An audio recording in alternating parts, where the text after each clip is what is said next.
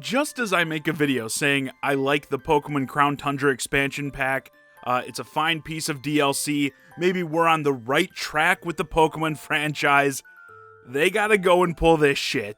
So if you're a Pokemon fan, you may have heard, the day is finally here. You can now transfer your Pokemon from Pokemon Go into Pokemon Home and then into Pokemon Sword and Shield. Pretty much adding them to your mainline Pokemon roster, essentially combining the ecosystems of the core games and this piece of shit cash grab garbage. Now, since this has to do with an awful mobile game, there's all these stupid mechanics to take into consideration, of course. This transfer tool that you're going to be awarded with in Pokemon Go, I think right now they said it's only for people like level 40 and above, but I believe it's going to roll out to people of lower levels. I obviously don't have a character that high of level in Pokemon Go, so I can't mess around with it. But yeah, you get this tool and it starts maxed out at 10,000 energy. Whenever it goes below 10,000 energy, it recharges at 60 energy per hour, so a full recharge from 0 to 10,000 will take you about a week. Now the question becomes, of course, how much energy does it cost to transfer your Pokemon? Well, it depends. Again, this is a mobile game, so it has to be as convoluted as possible. A regular base Pokemon will only cost you 10 energy. Not bad at all, but then as soon as you get into shiny territory, you're looking at 1,990 energy. And on top of that, the more powerful the Pokemon is, the more CP it has, the more the transfers cost. Pokemon between 1,001 and 2,000 CP will cost an extra 100 energy, and Pokemon above 2,000 are going to cost an extra 300 energy. So, say you've got a Pokemon that's shiny and above 2,000 CP, you're looking at 2,290 energy for one transfer. And these costs go up dramatically for legendaries and mythical Pokemon, which, instead of that measly 10 energy, these Pokemon start at 1 and 2,000, respectively. A legendary shiny over 2,000 CP will in fact take almost the entire week's worth of energy to transfer, again, just for that one Pokemon. The idea is obviously people are going to have a lot of Pokemon they want to transfer from Go into the mainline games, so if you want to get all your friends from Go transferred over, it's going to take you a very, very long time, and even if you're unfamiliar with this game, you know exactly where this is going. Of course, you could always pay real money for as many transfers as your heart desires. For a mere $10 a pop, you can transfer as many Pokemon as you want. Yes, that's only $10 or 6 transfers for the cost of a new full-priced AAA game. Isn't that fun? What amazing value. Thankfully, this isn't an instance where I've seen much defense for the Pokemon Company or Niantic, the developers of Pokemon Go. I guess even the obnoxious Pokemon fanboys may have a limit and we may be reaching it.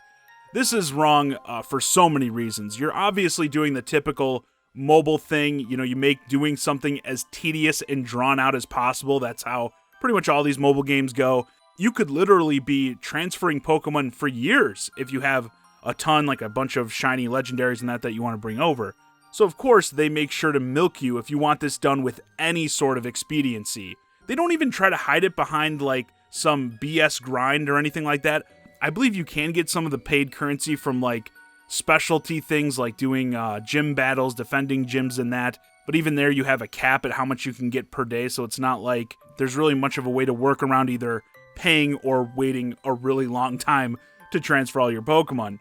But yeah, it's not like they actually add any new gameplay alongside this feature. It's literally just sit and wait for the energy to charge up, transfer a Pokemon over, sit and wait again, transfer again, rinse, repeat, so on and so forth. I don't know how you guys who play these mobile games, this garbage, I don't see how you do it, how you see any value in it.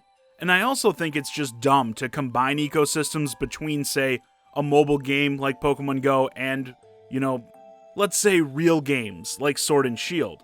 Yes, I've had a lot of negative things to say about Sword and Shield, but again, compared to Pokemon Go, Sword and Shield are frickin' Ocarina of Time.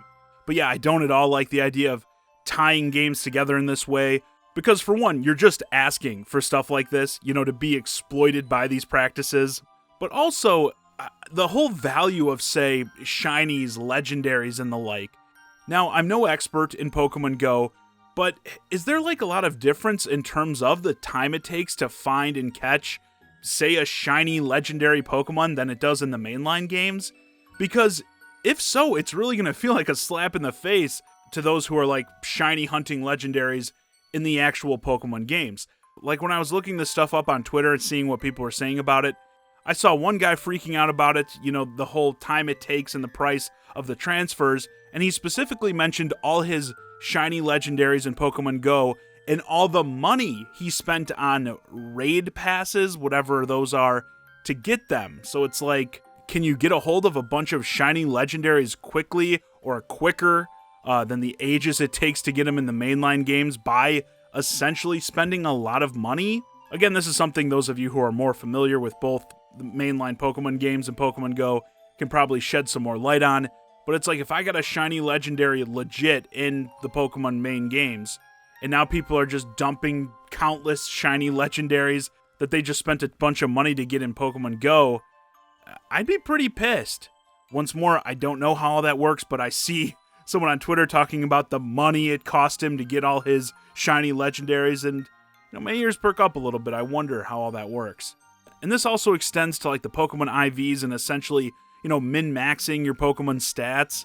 Again, I don't know how different it is to get a Pokemon with like perfect stats in Go versus the mainline games, but are you going to have a bunch of people paying to get perfect stat Pokemon from Go into Sword and Shield if it's more efficient to do so that way? I think this enters some very scary territory. I mean, while this service is technically in Pokemon Go, I think it's fair to argue that Pokemon Sword and Shield now support microtransactions. I mean, they're the actual end destination for your Go Pokemon. Say you're paying for transfers, you're paying to have these Go Pokemon in Pokemon Sword and Shield. You're paying for Pokemon Sword and Shield versions of these Go Pokemon.